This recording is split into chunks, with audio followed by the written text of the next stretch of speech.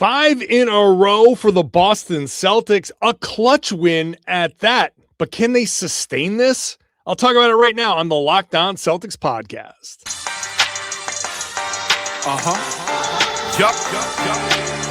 Beantown, be ever ready.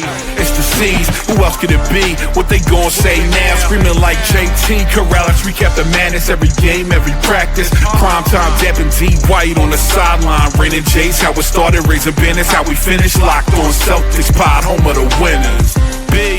Welcome back to the Locked On Celtics podcast, right here on the Locked On Podcast Network, where it's your team every day. Your team is the Boston Celtics, and I talk about them every Monday through Friday. I'll do a bonus podcast like I did this past Friday when they play on the weekend, so make sure you're subscribed. The show's free and available everywhere. It's on YouTube. Get into the comment section there. Share your thoughts with me. If you're new to the show, I'm John Karalis, beat writer for Boston Sports Journal. I've been doing this job, or a version of it, for 20 years now. I've been doing this podcast for 10, and I've written a couple of books about the Celtics. Today's show is brought to you by FanDuel. If you want to be right in the middle of the action this season with FanDuel.com, place your NFL live bets all season long. The Celtics get the win, 121-113. It was looking easy, and then it looked bad, and then they got it back. That's the way the game goes. Later on in the third segment, we'll talk about sustainability and what kind of like a what's real, what's not. Because there are a couple of things, if I'm being honest, that I'm like, how is this happening? We'll get to that later.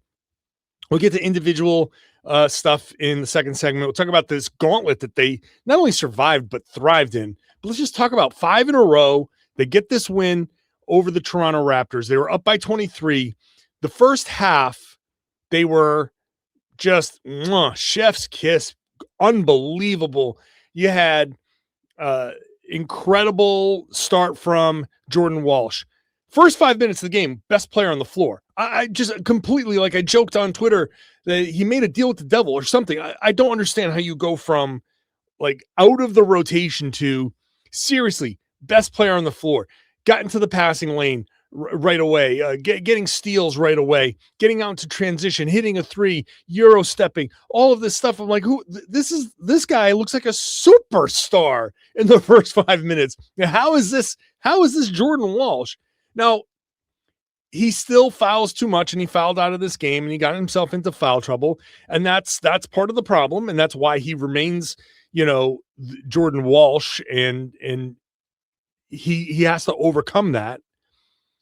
But I'm just incredibly impressed with how he has continued to make himself better.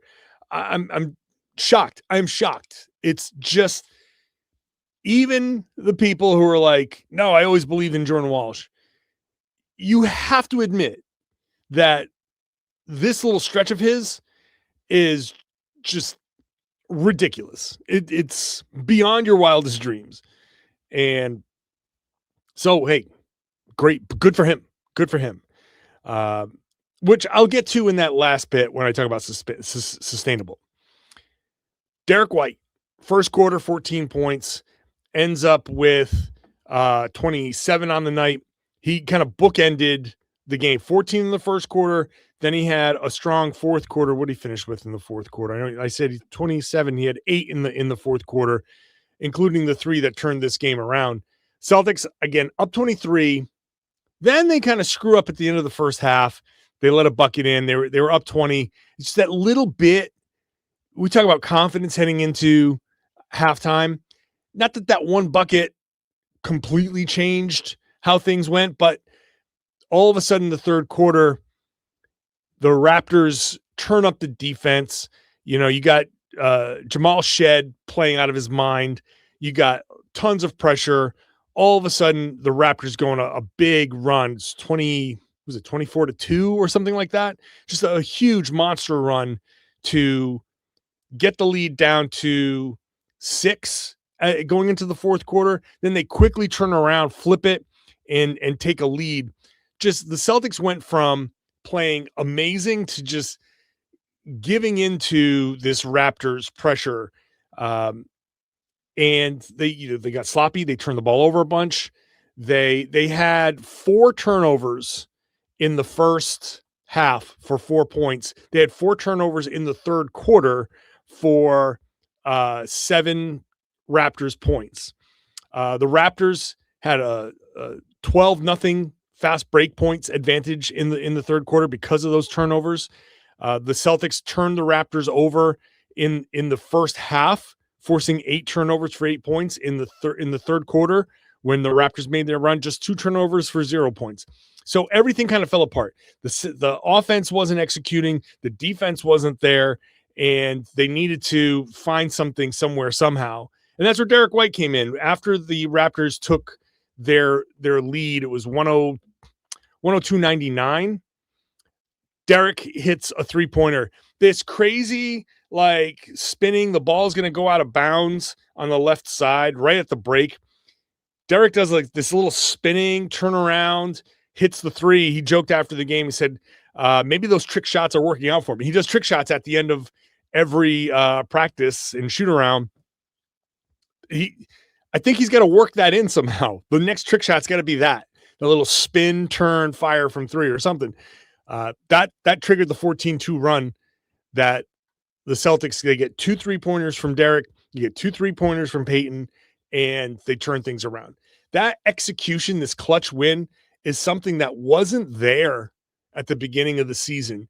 And I think it might just be the shooting. It might just be as simple as the Celtics are getting timely shots. Derrick's hitting shots, Payton's hitting shots, Jaylen's hitting shots. Guys are actually making the plays, finishing the plays, where at the beginning of the season, they were like 2-5 in clutch games. They just weren't hitting shots. They couldn't. Derrick was getting looks, Payton was getting looks, and those were the 2 coldest shooters, and that, I think, led to some of the problems. The execution is better. They're getting better play from Derrick White. They're getting better play from Minot and Neemias Queta and all of that. That is all true. But in this make-or-miss league, that fourth quarter is not unlike fourth quarters that we've seen this season. We've seen similar situations from the Celtics, and the difference is Derrick makes that spinning three-pointer. Payton gets himself a couple of shots, a couple of 3-pointers. He gets himself into the lane and hits that shot in the middle of the lane, which, by the way, Payton Pritchard, I looked this up. He is shooting 64.2% on non-restricted area paint touches. So that mid-paint to the free throw line, he's shooting 64.2%. No one is shooting better than that. I set it at 50 attempts in that spot. He's shooting better than Nikola Jokic in that area. Now, Jokic has 73 makes. Payton has like 64 attempts. So he has Jokic has more made field goals from that spot than Payton has attempts. He has 67 attempts in that spot. But anybody taking 50 or more. So I'm just like trying somebody who takes that shot regularly. No one shoots better than Payton Pritchard. And that's all those drives, turn, fade. That's just a little practice shot. That's so easy. The way he drives and gets to the basket, that's like his new shot this season. And he hit one in that 14-2 run to help hold Toronto off. Like he's just a master in that area. It's incredible. Derrick White, another 6 3-pointers. Derrick White is back. I think it's fair to say. And it's about time. He's shooting 41% in December. His last 3 games, 6 of 15, 5 of 10, 5 of 12. Go back to 4 of 12, which is 33%. But multiple makes, right? And he's going to shoot the high volume from 3, but 6, 5, 5. He hasn't done that in a long time. So December, he's shooting over 41%. It's just a few games, but it's a nice bounce back. In fact, I think the number has been updated since I tweeted it out because he's played 4 games in December now, and he's at 40.8%. So 41%. So it's still about the same. Derrick White is back. He had an incredible block in this game too, where he was going up with his right hand, then came around with his left and just swatted. I forget was it Brandon Ingram? Incredible block shot, vicious block shot. Shout out to Jordan Walsh for that putback dunk, that 2-hand putback. That was insane. That was incredible. Let's get back. We'll come back. We'll do some individual performances, and we'll just look at this gauntlet because I've talked in this podcast, this stretch of like 6 or 7 games where I'm like, Liz, if you win 2 or 3, I'll be happy. They won more than 2 or 3. So we'll talk about that when I come back. Today's show is brought to you by Robinhood. No one knows your money goals better than you. Robinhood puts you in control of your money with tools that work as hard as you do. Locking in on every opening, beating your PR, beating it again. Channel that drive into your money. Robinhood puts you in control of your money. Trade stocks and ETFs, options, futures, and crypto. All on one platform. You can now build and execute your own trades from a desktop with Robinhood Legends advanced tools. Or take advantage of the new Robinhood strategies with a tailored portfolio managed by a team of experts. You expect more from yourself, expect more from your money. Get started today at Robinhood.com/yourmoney. Again, that's Robinhood.com/yourmoney. Your money, your move.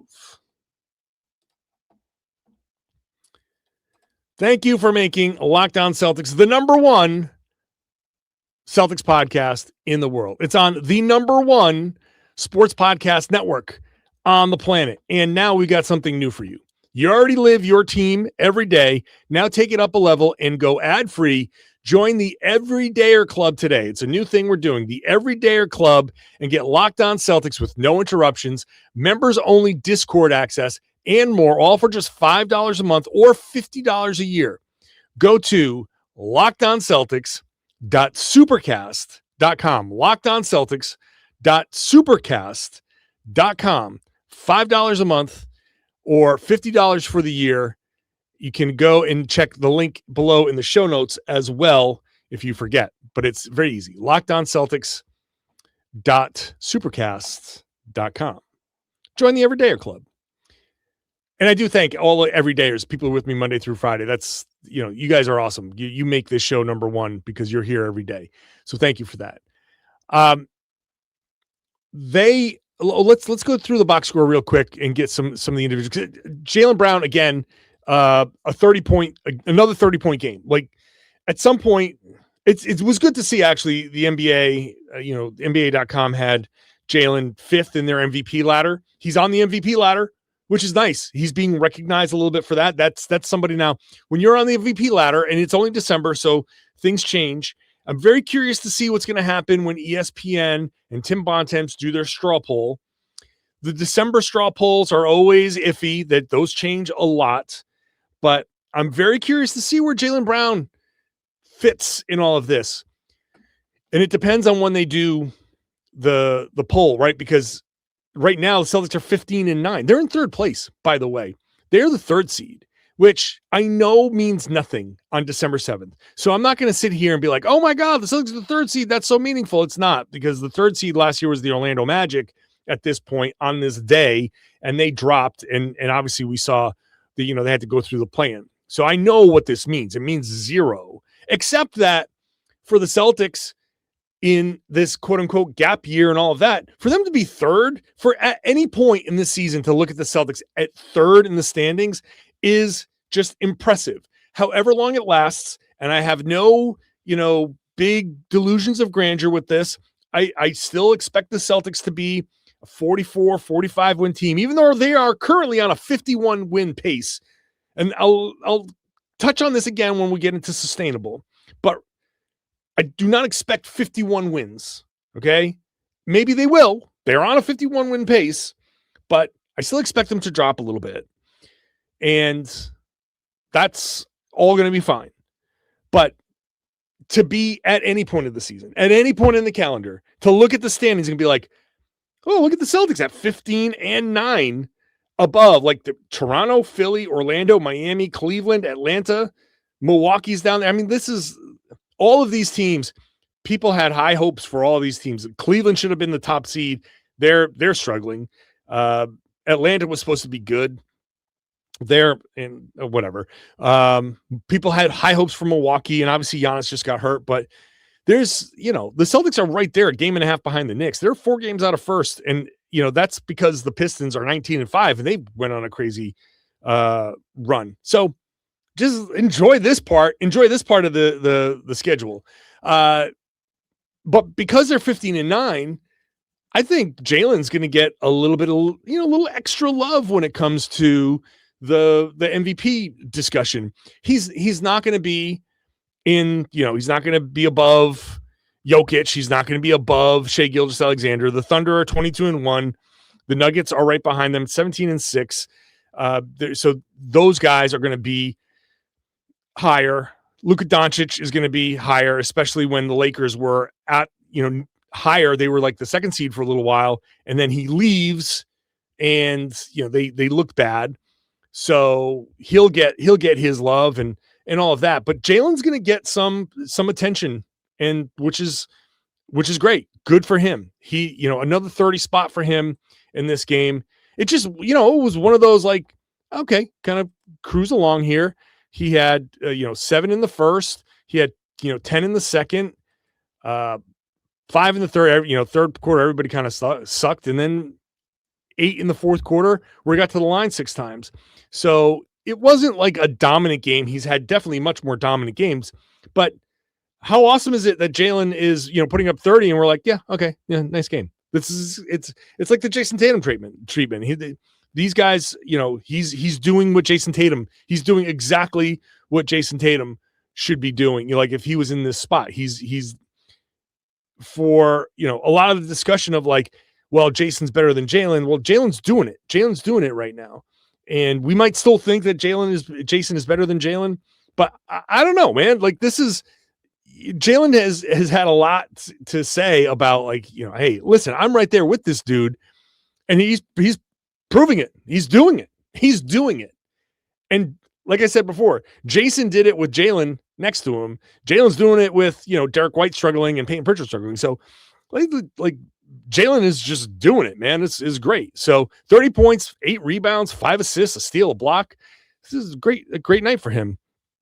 I talked about Jordan Walsh, who like the 3 steals came right away, but he's, whatever. I've said what I got to say about Jordan Walsh. Shout out to Neemias Queta. I don't want to forget Neemias Queta, because at the beginning of the game, like the first quarter, I was like, okay, this is bad. Like it felt like maybe he was out of gas or whatever. He did not look good in the first quarter, but he came back and recovered very, very well. In the second quarter, he had a couple of nice catches and finishes, just strong moves, decisive moves. That was good. And in the fourth quarter, he was rebounding everything. He finished with 11 rebounds, 11 points, 11 rebounds, 4 assists, a steal, 2 blocks. He recovered very, very well from a slow start. And we're going to focus on that fourth quarter run of 3-pointers and all the scoring and 14-2. But part of the reason why it was 14-2 and not 14-6 or 8 or 10 is because Queta was rebounding, and they were when the Raptors finally started missing is because Queta was there to grab the rebound. So nice game from him as well. Guys off the bench were okay, but nothing spectacular. Simons had a couple of moments, but still isn't shooting well. He's still not comfortable. Hauser was 3 of 7 from 3, doing what he's supposed to do. And he had a 2 block shots. 2 block shots for Sam Hauser is, damn, that's foul money. But he had a couple of nice block shots. One from behind, like a rear view content, like that was just nice stuff. Hugo Gonzalez only played 2.5 minutes, but they were like very impactful. He had a dunk. He had a 3. That was good. I kind of liked what he had. I don't know why he doesn't play more sometimes. Again, I'm going to reiterate, and I haven't even checked the main Celtics schedule. They have 3 days off a game, 3 days off. He's got to go play. I hope they let him go to Maine and get him 2-3 games, whatever it is. Go play basketball. Let this kid go play basketball. Go play 35 minutes. And like, if for nothing else, just so he gets the cardio, so he gets to go play 35 minutes of basketball, so he gets his wind up. You know what I mean? Like get him out there to play basketball. And then when the schedule picks up again, he stays with the Celtics. No one's talking about sending him to the G League. I just want him to go play basketball. And that just happens to be with the main Celtics. So we'll leave that. And then, Josh Minot was, not the best Josh Minot game. Okay. So the Celtics thrived in this gauntlet. Is this sustainable? Is what the Celtics have done 15-9, and this is definitely going to be a topic that we're going to, push forward as well when Tom Westerholm comes on later this week and all of that. Let's just touch on this for a little bit when we come back. Today's show is brought to you by FanDuel.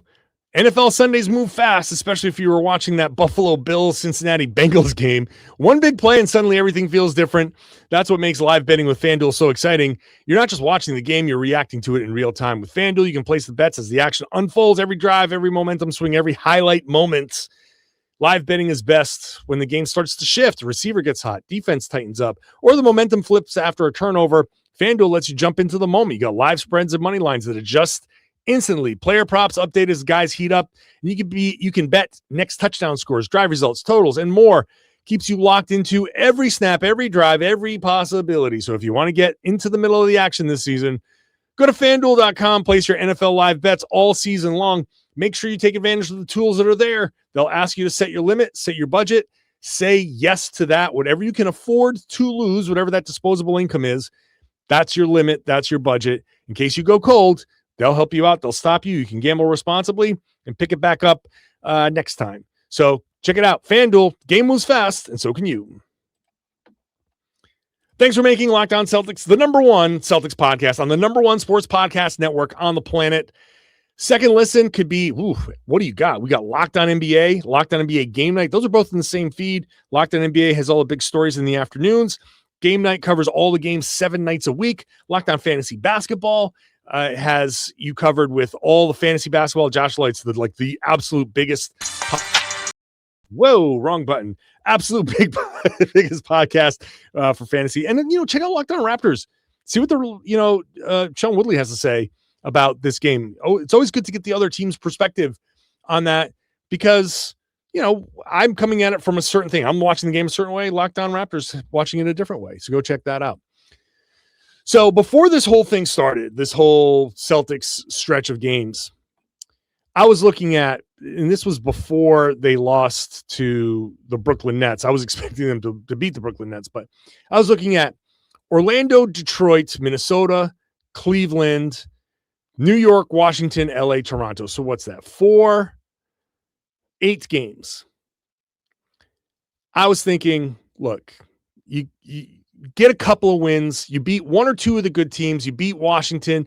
Like, can you get Washington, Toronto, and one of these other teams? 3 and 5. At that point, I would have been happy. 3 wins out of that, I would have been like, you know what? Just survive. Don't fall too far underwater, and you'll be okay. Come out of this somewhere around 500. Come out of it, a game above 500, a game below that. Then things cool off. You can reset and figure it out. So what do? They beat Orlando, which was like one of those barely wins. Didn't feel great about that. They beat Detroit. Okay, great win. Clutch win. Tight loss against Minnesota. So you're like, at that point, I was like, look, you beat Orlando. You got the win over Detroit. I think everything's gravy as long as you get that Washington game, maybe one more. They beat Cleveland. Okay, you beat Cleveland. Then you beat New York. Then you beat Washington. Then you beat the Lakers. And then you beat Toronto. It's incredible that they came out of this stretch with 1 loss. They're 7-1. They've won 10 of 12 games. They've won 5 in a row. So as far as I'm concerned, they've given themselves a lot of pad. Now, when I ask the question, is this sustainable? It's not that I'm thinking that it's just them playing over their heads, which, by the way, let's be honest, because I always want to be honest here. They are playing a little bit above their heads. Like Jordan Walsh is currently shooting 45.7% from 3. Now, I'm thrilled for Jordan. He is not a 46% three-point shooter. I don't think that's going to be where this ends up this season. And if it does, then, oh my God, amazing. But he's doing it on limited shot attempts. He's getting two 2 attempts at home, 1.5 on the road. Okay, so he's getting a couple per game. And some games there are fewer, some games he's get 4, some games you get 1. I expect that to kind of level off. Josh Minot is shooting like 46% from 3. It's a little bit out of what the norm is. And the question, really honestly, is, was the norm just limited opportunity and, some kind of like obviously hitches in their shot? They both have to work on their shot, and Jordan's shot looks much better than it did a couple of seasons ago. It looks more consistent, and it looks smoother for sure. It looks good. So, I mean, I'm not saying that he's a 32% 3-point shooter. 46% is like, he's not Steph Curry. Steph Curry isn't even a 46% 3-point shooter. That number is outrageous. Okay. And so I'm not speaking out of turn, and I'm not being a hater or anything like that. You should never expect any player in the NBA, you should never expect them to shoot 46% from 3 for a season. So that's going to level off. Can he be a 40% 3-point shooter? I kind of like the way his shot looks now. So I don't know, any 38, 39, 40. I'm not going to rule that out, but 46 is a bit much. So that's going to mean he's going to miss a couple shots here and there, or maybe it's going to be in a little bit of a cold streak. And what happens when he goes on a cold streak? Does Josh go on a cold streak at the same time? Do some of those shots help the Celtics extend leads, pile up big leads? If those tail off a little bit, then the Celtics don't go 7-1 in this stretch, right? They maybe go 5-3 in that stretch, which would still be good. But all I'm saying is the 51 win pace is a little bit much, which also is great. This is awesome. You want to have this little bit of a pad. They also have had incredible injury luck. Jaylen's missed 1 game for an illness. He didn't even miss any time for the hamstring. Who's missed time due to an injury? Neemias Queta missed 1 game. Did Sam Hauser miss a game? There's been almost no games missed due to injury this season. Considering how the rest of the league has been decimated, I would expect the Celtics to have something, right? Some kind of it's just part of the game. Somebody always sprains an ankle, tweaks a knee, pulls a hammy, whatever. So something like that is probably coming. So going 15-9 it gives you that leeway that if you hit a little bit of a skid, you're still above 500, and then you can level off. And even if the Celtics regress a little bit and play 1 or 2 games above 500 the rest of the way, well, you're already winning 62.5% of your games. So you've now put yourself in a great position. Like, they are not going to tank. It's for them to tank at this point would be almost impossible. They would have to go on the most losing streak, and they would have to have multiple guys get hurt. It's not out of the question, but this is a playoff team. We're 24 games into the season. We're more than a quarter way through the season, and obviously there's a lot more room to go, but this is a playoff team. It's just where in the playoffs they are not going to fall to like Washington, Indy, Brooklyn, Charlotte. Those are all teams that win less than 30% of the games. Washington's less than 20% of their games.